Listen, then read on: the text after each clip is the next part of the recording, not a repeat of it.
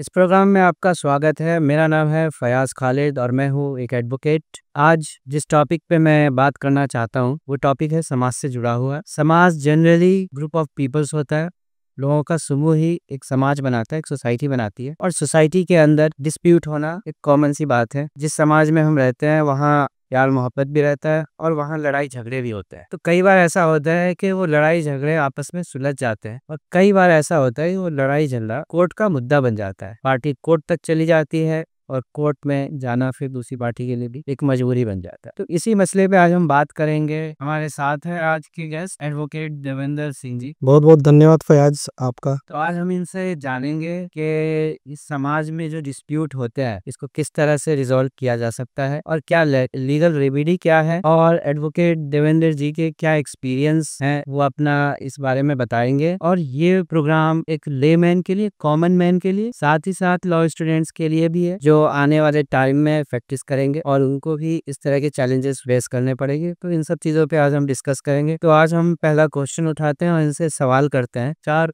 पड़ोसी है और आपस में किसी मुद्दे को लेकर लड़ाई हो जाती है। पहले बादा बहस होती है, गाली गलौज होता है और फिर उसमें से कोई एक बंदा उठ के आता है और वो कोई डंडे से मारता सिर पे, उसको चोट लग जाती है ज्यादा। दूसरी पार्टी जिसको चोट लगता है उधर से भी एक बंदा, उसका जो साथी होता है, वो भी फिर इस पार्टी के सिर पे मारता है। दोनों पार्टी लहूलुहान हो जाती है। उसमें से एक पार्टी तुरंत 100 नंबर या जो भी अपने स्टेट के उसमें होता है पुलिस वालों को बुलाते हैं ऑन द स्पॉट। अब उसके बाद जब पुलिस वाले इस मैटर को सुनते हैं या फिर पुलिस के आने में डिले होता है, in the mean time party क्या करती है, चूंकि खून ज्यादा बह रहा होता है, वो चली जाती है हॉस्पिटल। तो मैं आपसे इसके आगे का जानना चाहूंगा कि किस तरह से आगे फिर प्रोसीड होता है। फयाज देखिए, आपने प्रोग्राम के स्टार्ट में जो इंट्रोडक्शन दिया उसमें दो बातें आपने बहुत अच्छी कही। पहला कि ये जो समाज है इसमें लोगों का एक समूह रहता है। दूसरा कि अगर दोनों पार्टियों के बीच डिस्प्यूट एराइज होती है तो एक पार्टी अगर कोर्ट चली जाती है तो दूसरी पार्टी के लिए अब मजबूरी हो जाती है कोर्ट में खुद को डिफेंड करना है। तो एक पार्टी तो अपने राइट्स को एक्सरसाइज करने गई कि भाई उसे चोट आई है तो उसको न्याय मिलना चाहिए। अब जो दूसरी पार्टी है जिसके खिलाफ एफआईआर हुई, उनके लिए मजबूरी है खुद को उनको डिफेंड करना होगा। अब जहाँ दो लोग रह रहे हैं तो उनके बीच एक डिस्प्यूट होगा ही, क्योंकि हर आदमी की, हर इंसान की अपनी अलग अलग सोच होती है। और उस सोच के कारण, क्योंकि हम एक रीजनेबल पर्सन है, अगर दो रीजनेबल लोग आपस में बातें करेंगे तो डिफरेंसेस होंगे। कभी कभी वो डिफरेंसेस जो होते हैं वो एक अगली टर्न ले लेता है और मारपीट में तब्दील हो जाती है। अच्छा, जब मारपीट में तब्दील हो जाती है तब यहाँ पर लीगल सिस्टम एक्टिवेट होता है। अब मान लीजिए जो आपने एक एग्जांपल सेट किया कि चार लोगों के बीच आपस में डिस्प्यूट हुई, एक पार्टी ने को चोटें आई, उसने 100 नंबर पे कॉल कर दी या 112 नंबर पे जो कि नया नंबर है जी। तो अब उसके बाद क्या होगा? तो लीगल सेक्शंस, जब लीगल मशीनरी एक्टिवेट होती है तो यहाँ पर जो इस पूरे सिनारियो में देखिए तो कुछ इम्पोर्टेंट एजेंसीज हैं या कुछ इम्पोर्टेंट लोग हैं। पहला, विक्टिम, जिसको कंप्लेनेंट भी आप कह सकते हो। दूसरा, अक्यूज्ड। तीसरा, पुलिस, जो कि इन्वेस्टिगेटिंग एजेंसी है, जो इसका रोल सबसे इम्पोर्टेंट है।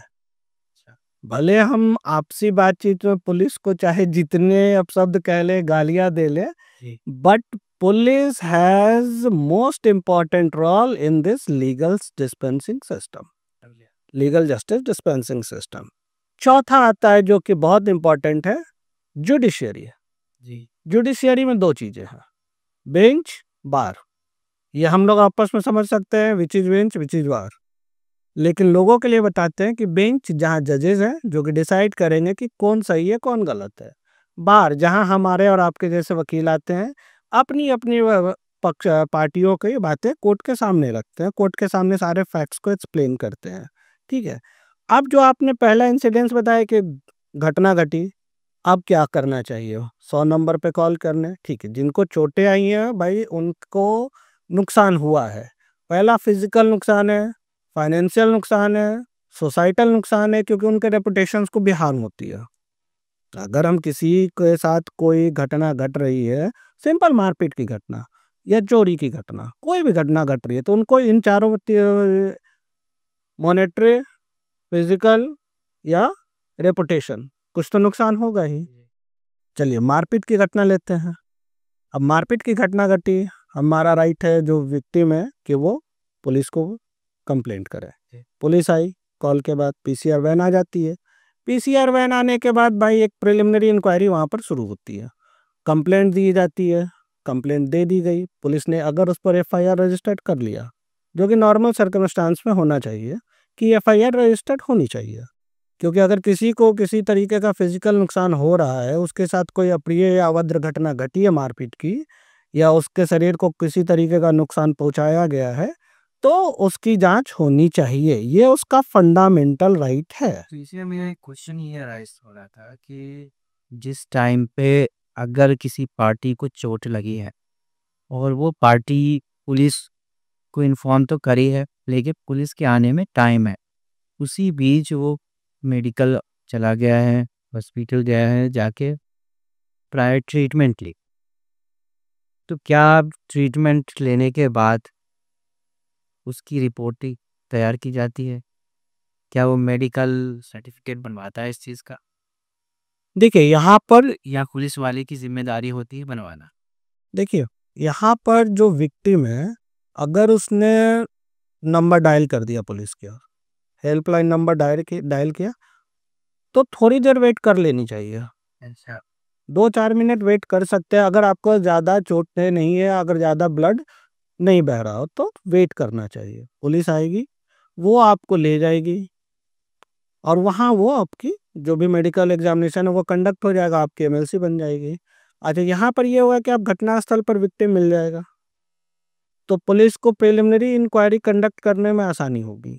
लेकिन हाँ, अगर आपको सीरियस चोटें हैं, कॉल हो गई है पुलिस की, ठीक है, पुलिस को आने में टाइम लगेगा, ट्रैफिक है, बहुत सारे कारण है, पुलिस को टाइम लग सकता है। और जब सीरियस इंजरी हो तो एक एक मिनट आपके लिए बहुत इंपॉर्टेंट होता है, ठीक है।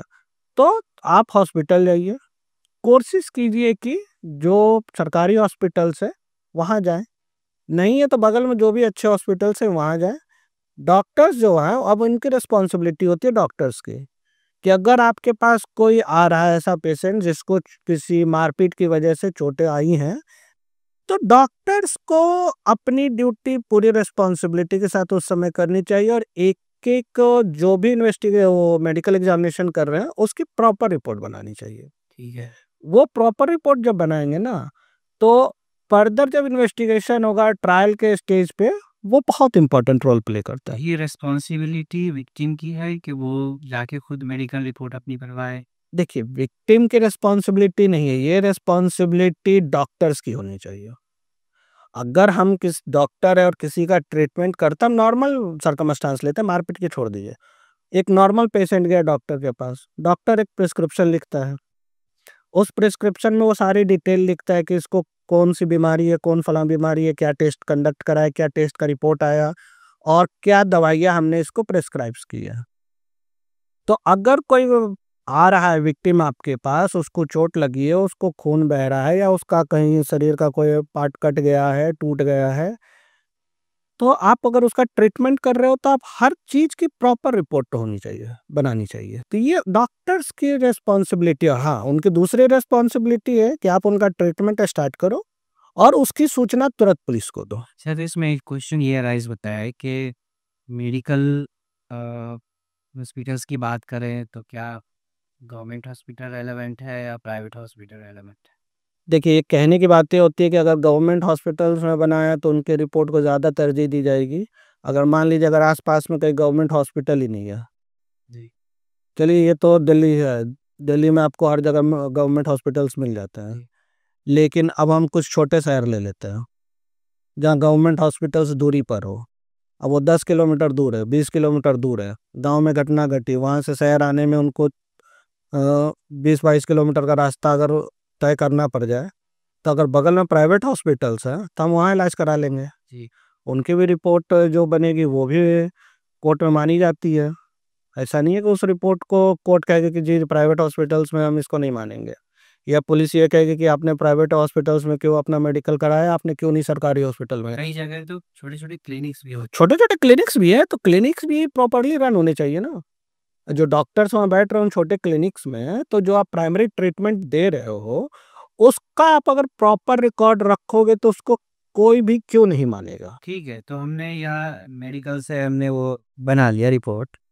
अब जब हम चाहे पुलिस खुद आए या हम पुलिस स्टेशन जाए, जाके हम देखिए, अगर एक बार जब कंप्लेंट हो गई, जो हम कहते हैं कि 100 नंबर पे कॉल कर दिया या रिटन कंप्लेंट दे दिया, जो कि बिफोर एफआईआर होती है, कि रिटन कंप्लेंट हो, 100 नंबर की कॉल हो या कुछ हो, कि भाई एक फॉर्मल कंप्लेंट हो गई, उसके बाद पुलिस का काम है कि वो एक एफआईआर रजिस्टर करे।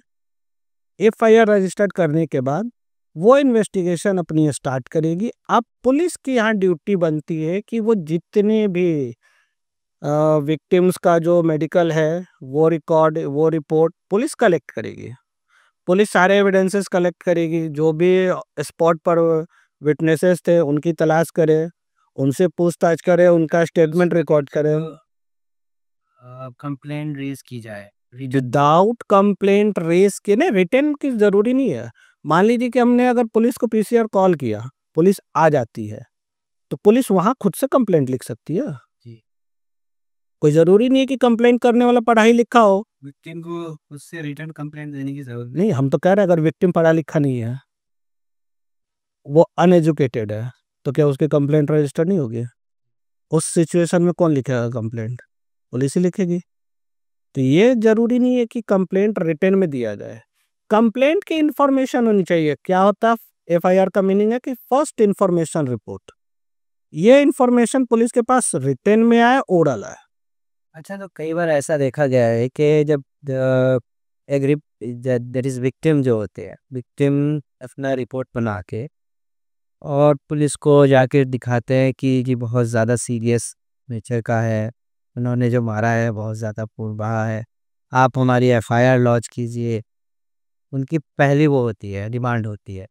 यहीं पे जब सेकंड पार्टी जाती है, वो कहती है कि जी इनकी तरफ से भी प्रहार हुआ है, इन्होंने भी हम पे हमला किया है, हमने भी मेडिकल रिपोर्ट बनाया है, वो भी लगा देते हैं। जो विक्टिम एक्चुअल उनका रिपोर्ट है, कई बार ऐसा होता है कि वो उसका डबल दिखवा देते हैं, मेडिकल रिपोर्ट बनवा लेते हैं, या फिर जैसे भी पुलिस में एफआईआर में भी कराने में भी वो अपनी डबल हो। इस चीज़ से बचने के लिए विक्टिम के पास क्या ये है फयाज, ठीक है। ये जो आपने अभी बातें बताई, वो बातें कह रहे हैं, यहाँ पर आप देखो तो दो चीजें निकल कर आ रही है।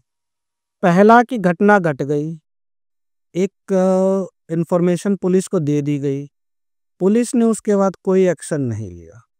इसीलिए मैंने अपने स्टार्टिंग में ये कहा था कि पुलिस जो है कि मोस्ट इम्पॉर्टेंट पार्ट है क्रिमिनल जस्टिस डिस्पेंसिंग सिस्टम का। कि अगर उनके पास इंफॉर्मेशन आ गई, प्रिलिमिनरी इंक्वायरी कंडक्ट करनी बहुत इंपॉर्टेंट होती है एफआईआर रजिस्टर करने से पहले, जो कि अनफॉर्चुनेटली कह लीजिए तो आज की डेट में बहुत कम होती है। पुलिस प्रिलिमिनरी इंक्वायरी करती नहीं और एफआईआर लॉन्च कर देती है या फिर मना कर देती है कि जी एफआईआर आपकी नहीं होगी, कि इसमें ऐसा कुछ नहीं है, आप लोग आपस में सेटल कर लो या सुलह कर लो। ठीक है। दूसरी चीज आप कह रहे हो कि उन्होंने अपनी मेडिकल बनाई, विक्टिम ने, या बाद में एक्यूज भी बनाकर पहुंच गए, एक्यूज ने अपनी ओर से कुछ ज्यादा लिखवा ली, तो गलती किसकी है? मेडिकल रिपोर्ट कौन बना रहा है? डॉक्टर। कई बार ये चीज़ें छिप जाती है, हम डॉक्टर तो डॉक्टर यहीं पर ना पुलिस को उस मेडिकल रिपोर्ट को वेरीफाई करनी चाहिए अपने इन्वेस्टिगेशन में। ही शुड कॉन्टेक्ट और इंट्रोगेट डॉक्टर्स कि आपने जो मेडिकल प्रिस्क्रिप्शंस दी हैं या मेडिकल रिपोर्ट जो आपने बनाई है, इसका बेसिस क्या है? अब मान लीजिए कि भाई मेरा नहीं होनी है मेडिकल इसमें कि यार डॉक्टर ने क्या बनाया है, रेलेवेंट फिर ये हो जाता है कि अक्यूज क्या कह रहा है और विक्टिम क्या चाहता है। अब देखिए, डिसऑनेस्टी हर जगह होती है। अब डिसऑनेस्टी को अगर हम एक नॉर्मल सिचुएशन मान लें, तो फिर कोई भी सिस्टम काम नहीं करेगा। और एक बहुत अच्छी थ्योरी आपने लॉ में देखी होगी, check and balance method. Second check and balance method होता है। तो यहाँ पर ये जो पुलिस एजेंसी जो है ना, ये चेक एंड बैलेंस का काम करती है कि अगर पुलिस इंट्रोगेट करेगी डॉक्टर को, तो कोई भी डॉक्टर ऐसा नहीं है कि वो अपने प्रोफेशनल लाइफ को नुकसान पहुंचाएगा। ये हर कोई चाहता है कि अपने आप को सिक्योर कर। तो यहाँ पर पुलिस का रोल सबसे इम्पोर्टेंट है। विक्टिम का काम है कि भाई उसके साथ घटना घटी, उसकी इंफॉर्मेशन पुलिस को दे। ठीक है, अगर अक्यूज्ड चाहता है, अक्यूज्ड चूंकि उसके ऊपर प्रहार नहीं हुआ है, अक्यूज्ड ये चाहता है कि ठीक है भाई लग गई, उससे मैं मार दिया, चलो सेटल कर लेते हैं, तो इसके लिए क्या लीगल रेमेडी क्या है देखिए, अब यही हुई, मारपीट हुई, चलिए हाथापाई हो गई, हाथापाई हुई, धक्का मुक्की हो गई।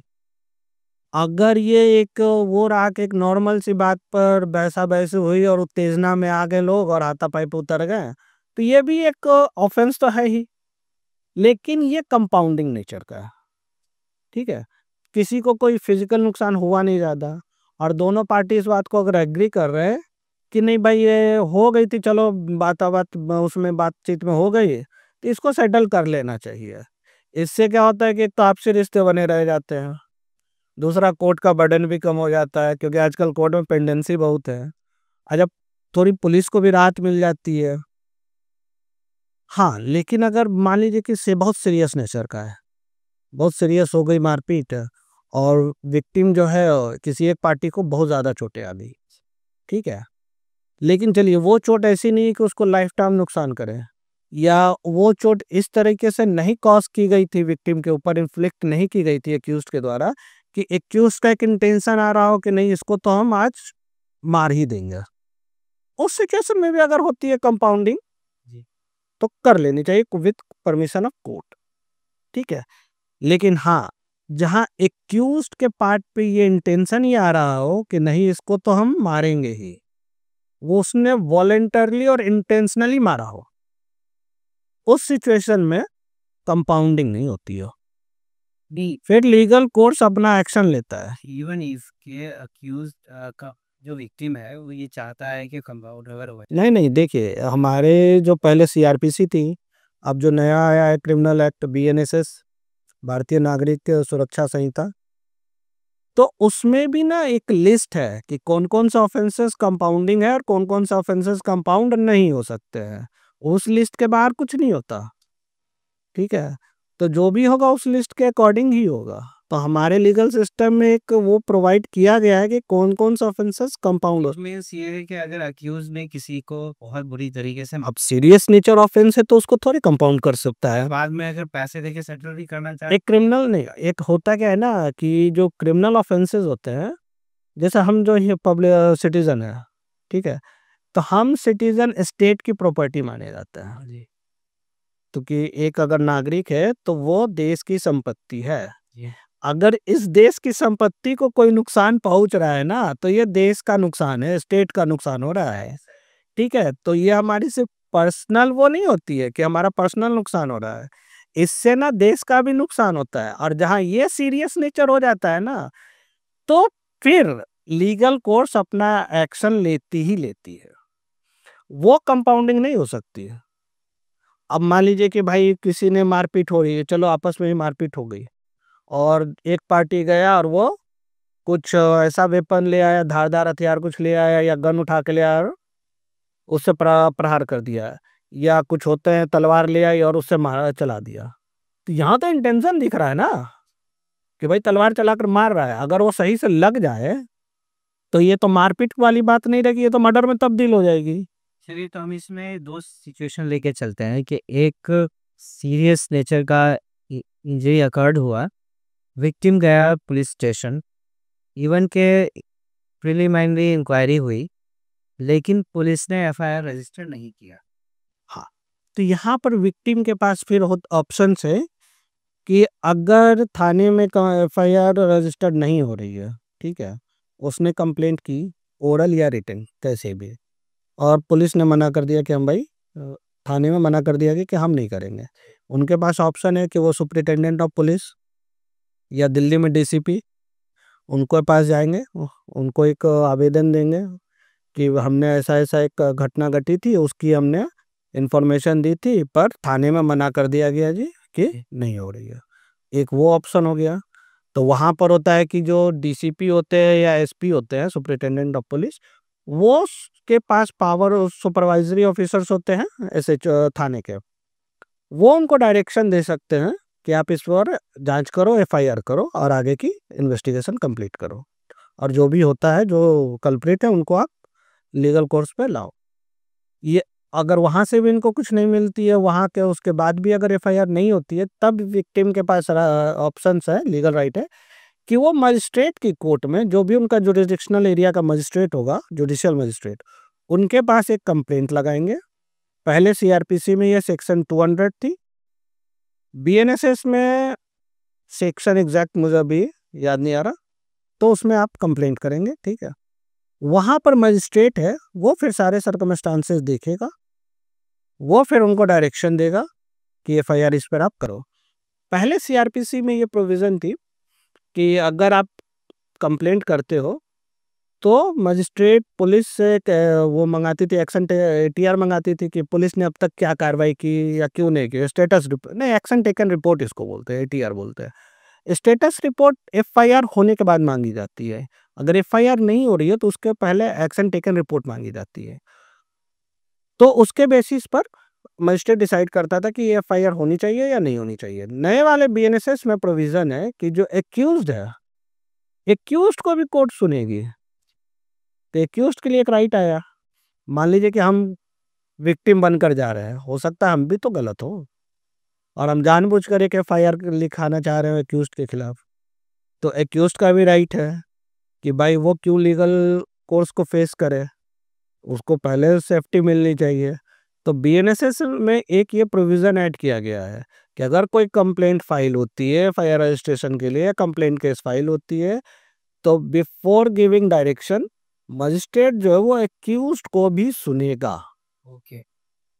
तो विक्टिम के पास एक ये ऑप्शन है, अगर एफआईआर उसकी थाने में नहीं लिखी जा रही है तो। अगर मजिस्ट्रेट से भी नहीं मिलता तो बाकी ऊपर की कई अदालतें हैं, हाई कोर्ट है आपके पास, सुप्रीम कोर्ट तक की रेमेडी है, वहाँ से भी आपको मिल सकती है, ठीक है। अब आते हैं यहाँ पर एक्यूज्ड के लिए भी होना चाहिए। जैसे अभी नए वाले एनेक्टमेंट में आ गई कि एक्यूज्ड को सुना जाएगा, पहले ये नहीं थी। अब एक्यूज्ड के पास भी राइट है कि अगर उसके खिलाफ कोई फॉल्स एफआईआर लिखाने जा रहा है, तो एक्यूज्ड को फायदा है कि वो पहले ही स्टेज पर आकर उस चीज को सेफ गार्ड अपना ले सकता है वहां पर। वो भी चाहे तो क्रॉस कर सकता है बस। क्रॉस एफआईआर नहीं कहते, क्रॉस एफआईआर देखिए क्या है कि अब मेरे हिसाब से तो क्रॉस एफआईआर का कॉन्सेप्ट ही गलत है। जी, मोस्टली तो डिफेंस के लिए प्रैक्टिकली यही। क्योंकि होता क्या है ना, आजकल एक्यूज्ड खुद को बचाने के लिए क्रॉस एफआईआर कर देते हैं। जी, घटना एक ही है, अब एक घटना में 2 एफआईआर हो गई, एक पहले से है, एक क्रॉस एफआईआर हो गई, 2 आईओज अपॉइंट हो जाते हैं। अब उसी घटना को 2 लोग मिलके इन्वेस्टिगेशन करते हैं, अलग अलग 2 अलग अलग चार्जशीट फाइल करते हैं। ये सुनने में ही बहुत कॉन्ट्राडिक्टरी लगता है, लेकिन ये ना हमारे सिस्टम में चल रहा है। जी, एग्जैक्टली चल रहा है। अभी हम आपको एक इंसिडेंस बताएंगे, इनफैक्ट आज ही वो क्रॉस एफआईआर लगी हुई थी। अच्छा। हाँ, साउथ ईस्ट डिस्ट्रिक्ट कोर्ट में आज वो क्रॉस एफआईआर लगी हुई थी, जिसमें 6 एक्यूज्ड के लिए बेल बॉन्ड आज भरा है, ठीक है। जो उसमें मेन एफआईआर है वो पिछले साल जनवरी की रजिस्टर्ड है, अच्छा। और क्रॉस एफआईआर इस साल रजिस्टर्ड हुई है। अब आप देख लो कि 1.5 साल के बाद क्रॉस एफआईआर रजिस्टर्ड हो जा रही है जी, हाँ, सेम इंसिडेंट्स पे। सिस्टम में एक ही लूप होल है जिसका। ये लूप होल है या बनाया गया है, लेकिन जहाँ लॉ है वहाँ लूप होल्स तो होंगे ही होंगे, ठीक है। तो क्रॉस एफआईआर का कॉन्सेप्ट जो है ना, वो बिल्कुल थोड़ा सा उसमें चेंजेस होने चाहिए। कि अगर मान लीजिए एक एफआईआर रजिस्टर्ड हो गई, ठीक है, विक्टिम ने कह दिया कि ये एक्यूज्ड है, इन्होंने ऐसा ऐसा किया। अब एक्यूज्ड आया, उनका कितना वर्जन हो सकता है, ठीक है, हो सकता है कि एक्यूज सही बोल रहा हो, लेकिन उस वर्जन के लिए क्या ऐसा नहीं है कि दोनों वर्जन पर एक ही आईओ इन्वेस्टिगेशन करे। तो अब आप देख लो, पुलिस मशीनरी की भी वेस्टेज है। जी, अगर हम 2 आईओ दे रहे हैं, पुलिस मशीनरी की वेस्टेज है। एक ही इन्वेस्टिगेशन, एक ही घटना पे 2 इन्वेस्टिगेशन रिपोर्ट क्या है? तो अभी तो अक्यूज के लिए बीएनएसएस में है ना प्रोविजन। ये सेफ्टी कहाँ पर है? जहाँ एफआईआर दर्ज नहीं हो रही है और मजिस्ट्रेट कोर्ट में। अगर पुलिस ने कर ली एफआईआर, अगर मान लीजिए कि जो विक्टिम खुद को बता रहे हैं और वो इन्फ्लुएंशियल हो या पुलिस के साथ उनकी कुछ हो ऐसी, और एफआईआर रजिस्टर्ड करा लेते हैं, फिर एक्यूज्ड भी करा ले क्रॉस एफआईआर में, तो फिर वही सिचुएशन है। ठीक है, तो हम आगे मूव होते हैं कि एफआईआर रजिस्टर्ड हो गई है, उसके बाद का क्या स्टेप? अब देखिए, विक्टिम के लिए हमने बहुत बातें कर ली। विक्टिम का आ गया कि भाई अगर एफआईआर रजिस्टर्ड नहीं हो रही है तो एफआईआर कैसे जाकर वो कोर्ट से रजिस्टर्ड करा सकते हैं। विक्टिम के लिए यहाँ पर एक चीज़ और हो सकती है, लेकिन वो लेटर ऑन हम लोग डिस्कस करेंगे जब चार्जशीट वाले स्टेज पर आएंगे, तो कि चार्जशीट फाइल हो, अब इन्वेस्टिगेशन कंडक्ट हो रही है। ठीक है जी, इन्वेस्टिगेशन कंडक्ट हुई, यहाँ पर दो सिचुएशन हो सकती है एक्यूज्ड के लिए। उसे अरेस्ट किया जा सकता है, अरेस्ट नहीं भी किया जा सकता है, क्योंकि अरेस्ट करना ना करना ये आईओ की मर्जी चलिए, तो है। अरेस्ट हो गया। अरेस्ट नहीं होने से पहले वाली सिचुएशन पे आते हैं। ठीक है, अरेस्ट नहीं भले ये हमारे लीगल वो नहीं हुए कि ये व्यक्ति के लिए क्यूरियोसिटी है और वो फर्दर नहीं, विक्टिम तो हमेशा चाहता है जी कि छोटी सी एक थप्पड़ भी मार दे तो एक्यूज्ड को अरेस्ट करके अंदर डालो जी, और इसको कल को कल सजा दे दो। विक्टिम तो अब चाह रहा है कि अरेस्ट हो जाए। हाँ, तो विक्टिम के लिए हम बात नहीं कर रहे हैं ना, अब हम लीगल, क्योंकि हम एक इंसान है, इमोशनल होकर सोचते हैं, और इमोशनल जब होते हैं तो एक जो विक्टिम होता है ना, वो चाहता है कि जी आज घटना घटी, शाम को अरेस्ट करो, जी, रात तक इसको सजा दो, जी, कल इसको जेल में डालो। उसे एक दिन में न्याय चाहिए जी, सही। रेडीमेड, कुछ ऐसा होता नहीं है। एक्यूज्ड के भी राइट्स है। चलिए, एफआईआर रजिस्टर्ड हो गई, पुलिस उससे इन्वेस्टिगेशन करेगी। तो पहले सेक्शन था एक 41A, जो नोटिस आती थी, ठीक है, कि आप आओ जी, आपके खिलाफ ये एफआईआर है, ये आई है, हमें कंप्लेंट मिली है, आप आकर इन्वेस्टिगेशन ज्वाइन करो, अपना पक्ष बताओ। एक्यूज्ड गए वहाँ, ठीक है, और चले गए, इन्वेस्टिगेशन ज्वाइन कर लिया, पुलिस अरेस्ट कर लेती है। ये एक सिचुएशन हो गया। अब एक नोटिस आई या पता चल गया एक्यूज्ड को कि हमारे खिलाफ जी एक एफआईआर दर्ज हुई है। अगर वो एफआईआर ऐसी है जो कि बहुत सीरियस ऑफेंसेस डिस्क्लोज कर रही है, तो एक्यूज्ड के पास राइट है एंटिसिपेटरी बेल का, जी, कि वो एंटिसिपेटरी बेल के लिए लगाएगा। जा सकता है कोर्ट में। एंटिसिपेटरी बेल का जो पावर है वो सेशन कोर्ट के पास है, हाई कोर्ट के पास है। ठीक है, अगर कोर्ट दे देती है एंटिसिपेटरी बेल पर, उसको एडमिट कर लेती है, तो एक्यूज्ड के लिए बढ़िया है कि वो एंटिसिपेटरी बेल पर लेने के, सिक्योर करने के बाद इन्वेस्टिगेशन ज्वाइन करेगा, और इन्वेस्टिगेशन में जो भी अपनी बातें हैं वो आईओ को बता देगा, पुलिस ऑफिसर को। लेकिन चलिए, उसको नहीं पता चलती है कि उसके खिलाफ क्या कंप्लेंट, सीरियस ऑफेंसेस है या नहीं है, या किसी तरीके से पुलिस उसको अरेस्ट कर लेती है। भाई अगर सीरियस ऑफेंसेस है तो पुलिस कहीं से भी अगर इन्वेस्टिगेशन अच्छे से कर रही है तो अरेस्ट कर सकती है एक्यूज्ड के लिए, एक्यूज्ड को। उस सिचुएशन में अब उसके पास पहला तो राइट बनता है कि उसको ये पता होना चाहिए कि उसको किस ऑफेंस के लिए अरेस्ट किया गया। ठीक है, दूसरा उसके पास राइट है, लीगल राइट है ये, कि एक्यूज्ड के अरेस्ट की इंफॉर्मेशन उसके किसी रिलेटिव को, नियर डियर को देनी चाहिए। जैसे उसको अरेस्ट करे उसी समय उसके किसी नियर डियर रिलेटिव्स को इंफॉर्मेशन देनी चाहिए। तीसरा राइट है कि उसको उसके चॉइस के एडवोकेट से कंसल्ट करने की इजाज़त होनी चाहिए, जो कि उसका एक लीगल राइट है। लेकिन यहाँ चॉइस से मतलब ये नहीं है कि आप किसी भी वकील का नाम ले लो जिसको आप पे ना कर सको।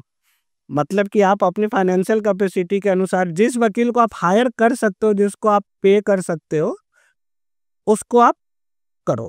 ठीक है, अब ये ना कि भाई हमारी फाइनेंशियल कैपेसिटी नहीं है और हमने इंडिया के बहुत बड़े क्रिमिनल लॉयर्स को हायर कर लिया, तो वो नहीं। चॉइस का मतलब ये नहीं कि सरकार आपको देगी, चॉइस का मतलब है कि आप अपने हिसाब से जिसको आप कर सको। ठीक है, उससे उसको कंसल्ट करने की परमिशन आईओ को देनी पड़ेगी। इनसे इन तीनों राइट्स अगर आपको मिलते हैं, कोई भी स्टेटमेंट अगर आप आईओ को दे रहे हो तो पहले अपने वकील से बात कर लो। अच्छा, बिना उसके बात किए आप कोई भी स्टेटमेंट आईओ को ना दो, क्योंकि आप जो भी आईओ को स्टेटमेंट देते हो, आईओ उस स्टेटमेंट को यूज कर सकता है अपनी इन्वेस्टिगेशन के दरमियान कॉरबोरेट कराने के लिए। ये तब की बात है जब अगर 41A का पहले जैसे नोटिस जाता था। कोई जरूरी नहीं है कि 41A का नोटिस आपको हर सिचुएशन में दी ही जाएगी। केस के अगर आपको एनी हाउ पुलिस अरेस्ट करके ले जाती है या फिर बुला के लाती है, आप जाते हो और आप बस तो क्वेश्चन, हाँ, या अरेस्ट हो जाते हो, फिर आपको इन्वेस्टिगेशन ज्वाइन करना पड़ता है। एट दैट टाइम अगर आपको कोई स्टेटमेंट दे रही है तो फिर ये क्वेश्चन राइज होता है कि किन किन बातों का ख्याल रखा जाना चाहिए जब आपके पास एडवोकेट नहीं है। नहीं है। और एडवोकेट का एक्सेस होना चाहिए, क्योंकि देखिए कहना नहीं चाहिए, लोगों को सबसे कम विश्वास एडवोकेट्स पर ही होता है लेकिन इन सिचुएशंस में एडवोकेट्स ही हैं जो आपको एक सही सलाह दे सकते हैं। तो देखते हैं फॉरेन कंट्रीज के जो मामले होते हैं, इवन के बॉलीवुड की फिल्मों में भी ये आता है कि टॉक टू माय लॉयर। ये बहुत अच्छी बात है। देखिए हमारे यहाँ क्या कहते हैं, क्रिमिनल लॉयर, ठीक है। अब आप इस टर्म को सुनिए, क्रिमिनल लॉयर। क्या लॉयर क्रिमिनल है? क्रिमिनल साइड की अगर वो प्रैक्टिस कर रहा है तो वो क्रिमिनल लॉयर नहीं। अब विदेशों में आप जो आप बात करो फिल्मों में, हॉलीवुड की फिल्मों में, वहाँ उनके लिए एक बहुत खूबसूरत टर्म्स यूज होता है और वो टर्म है डिफेंस काउंसलर, डिफेंस काउंसिल, ठीक है। वो एक्यूज को डिफेंस देता है, ना कि वो एक क्रिमिनल लॉयर है। सही। तो हमारे यहाँ ना थोड़ा है, ठीक है, और इसी वजह से विश्वास भी लोग कम करते हैं। लेकिन हाँ, एक्यूज्ड को अपने बेनिफिट के लिए, ताकि इन्वेस्टिगेशन में या ट्रायल के दरमियान उसके साथ कुछ ऐसा ना हो, या कि जिसके वजह से उसकी कन्विक्शन हो जाए बिना गलती के भी, अपने लॉयर से कंसल्ट करना चाहिए आफ्टर अरेस्ट, और तभी कोई भी स्टेटमेंट देनी चाहिए। ये उसके लिए बढ़िया चीज़ है। अब चलिए, इन्वेस्टिगेशन हो गई, अरेस्टिंग हो गई, इन्वेस्टिगेशन हो गई, बेल भी सिक्योर कर लिया। अब बात ये चार्जशीट, पुलिस ने इन्वेस्टिगेशन अपनी कंप्लीट कर ली, कि वो चार्जशीट फाइल करेगा। बेल नहीं हो सकता। बहुत ही सीरियस नेचर ऑफेंसेस हो, जैसे मर्डर हो गया, मोस्टली केसेस में बेल हो जाता है। रेप। देखिए बेल तो एक फंडामेंटल राइट है ना, बेल तो मिलेगा ही मिलेगा। बेल मिलने के कई कारण भी होते हैं। आप देखते होंगे कि 302 के मामले में भी बेल मिलती है। बहुत ही जो हीनियस ऑफेंसेस और भी हैं उनमें भी बेल मिलती है। कभी कभी आप देखते होंगे कि भाई छोटे ऑफेंसेस भी हैं तो उसमें भी बेल नहीं मिलती है। तो बहुत सारी चीजें उसमें आती है। चार्जशीट एक बहुत इंपॉर्टेंट पार्ट है, क्योंकि विदाउट चार्जशीट कभी किसी केस का कोई अंत नहीं होगा। चलिए, हमारा एफआईआर तो रजिस्टर हो गया, तो क्या कोई एक टाइम सीमा है कि चार्जशीट कब जमा करेंगे पुलिस वाले कोर्ट? पहले तो ये 60 डेज और 90 डेज था, ठीक है। अभी जो चेंजेज हुए हैं उसमें एक बहुत अच्छी एडिशन हुई है जो कि पहले नहीं था। और बीएनएसएस में देखिए कुछ खामियां हैं, लेकिन कुछ बहुत ही अच्छी खूबियां भी हैं। तो अभी जो दूसरी है, जैसे पहले एक बताया कि अगर मजिस्ट्रेट की कोर्ट में गया तो एक्यूज्ड को भी अब सुनेंगे एफआईआर के डायरेक्शन से पहले। इस स्टेज पर क्या है ना कि इन्वेस्टिगेशन हो रही है अब, ठीक है। तो पहले था कि इन्वेस्टिगेशन में क्या हो रहा है नहीं हो रहा है उसको अगर आपको जानना है तो आप विक्टिम साइड जो थी वो स्टेटस रिपोर्ट लगाती थी कोर्ट के थ्रू। स्टेटस रिपोर्ट के से उसको पता चलता था। अब है कि within 90 days, after 90 days या on completion of 90 days FIR की डेट से आईओ विक्टिम को इंफॉर्मेशन देगा इलेक्ट्रॉनिक मोड से कि उसके केस में क्या हुआ है अभी तक और क्या क्या एक्शन लिएगा। ये बहुत अच्छी बात है, विक्टिम को पता चल गया। अक्यूज्ड को तो कॉपी मिल ही जाती है चार्जशीट फाइल होने के बाद, विक्टिम को भी अब इंफॉर्मेशन है। अब चार्जशीट आने के बाद दो चीजें हैं दोनों के लिए, एक विक्टिम के लिए भी एक एक्यूज्ड के लिए भी है। क्योंकि चार्जशीट पुलिस अपने इन्वेस्टिगेशन के बेसिस पे प्रिपेयर करती है। हो सकता है कि विक्टिम का कुछ रिजर्वेशन हो उस चार्जशीट से रिलेटेड, कि जो ऑफेंस कमिट हुए थे उसके अगेंस्ट है उसको सही तरीके से इन्वेस्टिगेट ना किया गया हो, ऐसा विक्टिम को लग सकता है। मैक्सिमम केसेस में लगते भी हैं। तो उस सिचुएशन में अगर उसके पास पहले से इंफॉर्मेशन आ गई कि इस तरीके से इन्वेस्टिगेशन हुई है जी, तो वो कोर्ट में एक फर्दर इन्वेस्टिगेशन के लिए एप्लीकेशन लगा सकता है कि जी हमारी जो घटना थी ये इस तरीके से थी और पुलिस ने इन इन एस्पेक्ट्स को अपने इन्वेस्टिगेशन में कंसिडर नहीं किया है। कोर्ट उस चीज़ को कंसिडर करेगी और फिर से वो सब डायरेक्शन दे आईओ को कि आप इन इन एस्पेक्ट्स को भी अपने इन्वेस्टिगेशन का पार्ट बनाओ। दूसरा एक्यूज्ड के लिए है कि एक्यूज्ड को पता चल गया जी कि चार्जशीट में ये आई है और इसमें कुछ भी ऐसा नहीं आ रहा है कि उसको उसके अगेंस्ट कुछ भी नहीं आ रहा है, वो अपनी डिस्चार्ज की एप्लीकेशन लगा सकता है। कि उसको डिस्चार्ज किया जाए it is up to charge के स्टेज कि पर। वो किस तरह का चार्जशीट सबमिट करता है। क्योंकि पुलिस का इन्वेस्टिगेशन पार्ट है, उसमें ना कोर्ट इंटरफेयर कर सकते हैं ना हम इंटरफेयर कर सकते हैं, कोई भी इंटरफेरेंस उसमें नहीं हो सकती है। चार्जशीट पे अगर कुछ गलत हाँ, है तो चार्जशीट में अगर गलत इन्वेस्टिगेशन रिपोर्ट आ रही है तो दोनों का तो हो सकता है। एक या तो विक्टिम का वो चला जाए अगेंस्ट कि विक्टिम ने जो घटना बताई थी उसके आधार पे इन्वेस्टिगेशन नहीं हुई है, तो उस सिचुएशन में विक्टिम के पास राइट है। सही। अगर उसमें कुछ भी ऐसा नहीं आ रहा है कि एक्यूज्ड के अगेंस्ट कुछ भी नहीं आ रहा है, कोई एविडेंसेस नहीं आ रहे, प्रिलिमिनरी एविडेंसेस भी नहीं है कि उसकी कन्विक्शन हो सके, तो वो डिस्चार्ज के लिए लगा सकता है, पूरी ट्रायल क्यों फेस करे वो। सही।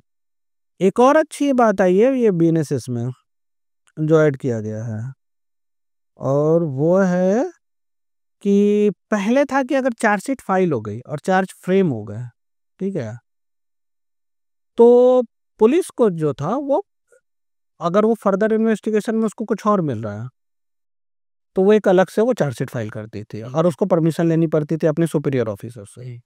अब क्या है कि अगर ट्रायल स्टार्ट हो गया, पुलिस को कुछ फर्दर इन्वेस्टिगेशंस में और नए फैक्ट्स मिलते हैं, ठीक है, वो विद कोर्ट की परमिशन से डायरेक्ट लगा सकते हैं। तो ये भी खूबी है बीएनएसएस में, चार्जशीट आ गई, चार्जेज भी फ्रेम होगा। ठीक है, तो नेक्स्ट क्वेश्चन यहाँ पे राइज होता है कि at the time of recording statements, जब स्टेटमेंट रिकॉर्ड करने का टाइम आता है या फिर क्रॉस का टाइम आता है, तो उस टाइम में किन बातों का ख्याल रखना चाहिए, किन बातों को स्टे। देखो वो डिपेंड करता है कि फैक्ट्स चार्जशीट में क्या आ रहा है, केस टू केसेस हर केस में वेरी करता है। एक सर्टेन वो होता है कि उस चीज़ को फॉलो कर लेना चाहिए और जो भी काउंसिल्स रिप्रेजेंट कर रहे हो अक्यूज्ड को, वो देखे केस को थॉरली स्टडी करे, ठीक है, और उसके जो जो कहते हैं ना हम लोग कि सेक्शंस पढ़े पढ़े तो जो हमारे को लॉ कॉलेज में बताया जाता है कि सेक्शंस पढ़ो तो उसके इंग्रेडिएंट्स को पढ़ो, ठीक है। तो जब हम क्रॉस के लिए जाते हैं तो वहाँ देखिए एक तो होता है कि प्रोसिक्यूशन अपनी स्टोरी लेकर आ रही है, और प्रोसिक्यूशन जब अपनी स्टोरी लेकर आ रही है उनके पास उनके हिसाब से विटनेसेस हैं, अब आपको उन्हीं के विटनेसेस से अपना डिफेंस लेना है। सही। ठीक है, कि उनके विटनेसेस से आप अपना डिफेंस कैसे ले सकते हो। तो आपके पास भी जो कि हम करते हैं, जो मेरे पास जो भी केसेस हैं क्रिमिनल साइड, तो हम एक पैरेलल स्टोरी बनाते हैं, ठीक है, कि मेरा डिफेंस कैसे काम करेगा प्रोसिक्यूशन के स्टोरी के जस्ट पैरेलल एक डिफेंस, और उसके हिसाब से हमें क्रॉस एग्जामिनेशन कंडक्ट करना चाहिए। ऐसा कोई हार्ड एंड फास्ट रूल नहीं है कि भाई हमें यही करना चाहिए, लेकिन हाँ एक स्टोरी अपने पास होनी चाहिए ताकि हम जब फाइनल स्टेज पर फाइनल आर्गुमेंट एड्रेस कर रहे हो तो हमारे पास एक स्टोरी हो कि नहीं जी, जो प्रोसिक्यूशन कह रही है ऐसे नहीं हुआ था, ये ऐसे हुआ था। ठीक है, तो मेरा नेक्स्ट क्वेश्चन यहाँ पे जो फाइनली अराइज होता है कि किसी भी लड़ाई झगड़े के मामले में इसका रिजल्ट क्या है, कंपाउंडेबल, नॉन कंपाउंडेबल मामला, कंपाउंडेबल है, होता है, नहीं होता है। देखिए बहुत सीरियस अगर इंजरीज नहीं है, ठीक है, तो कंपाउंडिंग हो जाती है, लेकिन अगर बहुत सीरियस इंजरीज है और वो उस लिस्ट में नहीं है, जो हम कह रहे हैं कि पहले वो लिस्ट था सीआरपीसी में, अब वो लिस्ट है आपके इसमें बीएनएसएस में, तो उस लिस्ट के अकॉर्डिंग ही कंपाउंडिंग होगी। अच्छा, तो इसमें जब हम कंपाउंडेबल की बात करते हैं तो ये कंपाउंडेबल होता है किस टर्म्स में, फिनांस। देखिए ये कुछ भी हो सकता है, अगर चाहे विक्टिम तो वो इस तरह से भी कर सकते हैं बिना कोई लेन देन के भी, कि चलो जी हम आपस में एक जगह रहते हैं और हमें कोर्ट नहीं आना जाना, और हम चाहते हैं कि आपसे वो सौहार्द बना रहे, भाईचारा बना रहे, और कर लिया समझौता, ये कोई लेन देन नहीं हुआ, ठीक है, रिश्ते अच्छे होते हैं, इससे होना भी चाहिए। अब है कि नहीं भाई, कुछ सीरियस, कुछ उसको ऐसी चोटें लगी, मेडिकल ट्रीटमेंट्स वगैरह हुए, उसको उस पर फाइनेंशियल लॉसेस हुए, अब उसको कंपनसेट किया गया।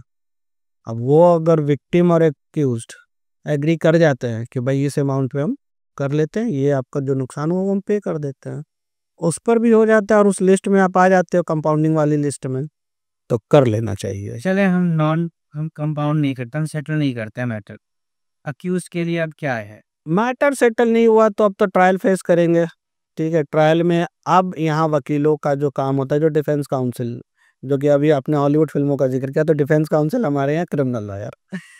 तो यहाँ लॉयर का पार्ट बहुत इंपॉर्टेंट है, क्योंकि क्रॉस एग्जामिनेशन से ही आप अपने एक्यूज्ड के लिए एक डिफेंस निकाल सकते हो।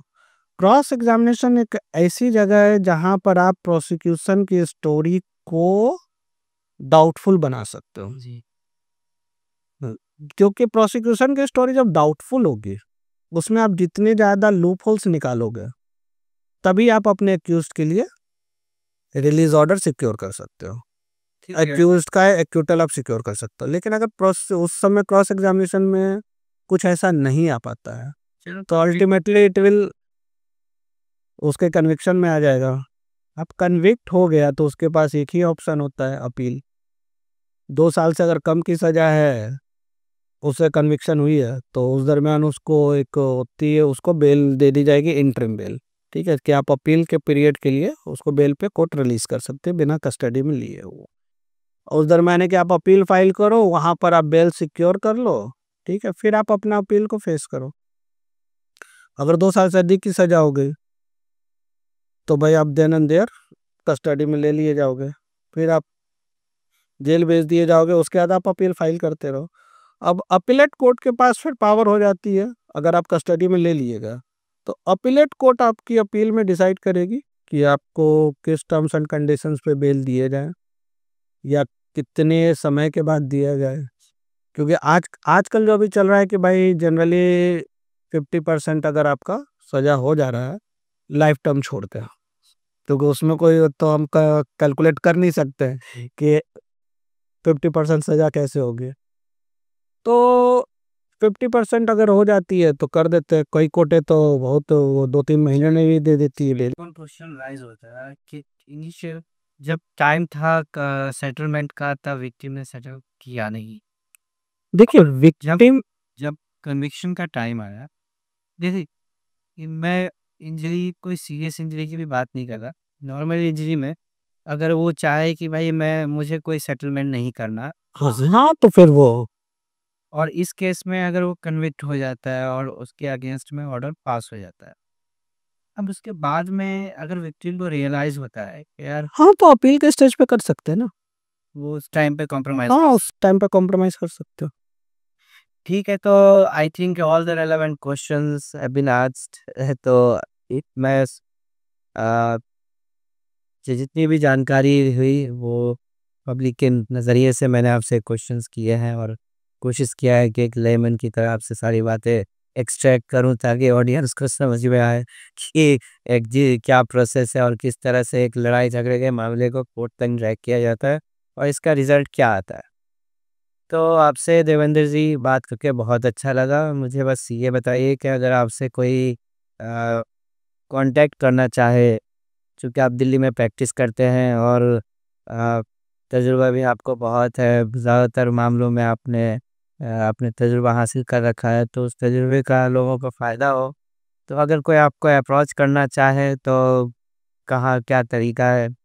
अब मैं आपका नंबर, ईमेल एड्रेस, ये सब कॉन्टैक्ट डिटेल्स में आप शेयर कर दीजिए, आपके पास है हमारा नंबर। डाल देंगे। इसके अलावा अगर आप कुछ ऑडियंस से कहना चाहें तो वो। आपके ऑडियंस से एक ही बात कहना चाहेंगे कि आप खुद से वकील ना बने, और जब भी इस तरह का कुछ भी लीगल कॉम्प्लिसिटी होती है तो आप एक प्रोफेशनल एडवोकेट को हायर ज़रूर करें।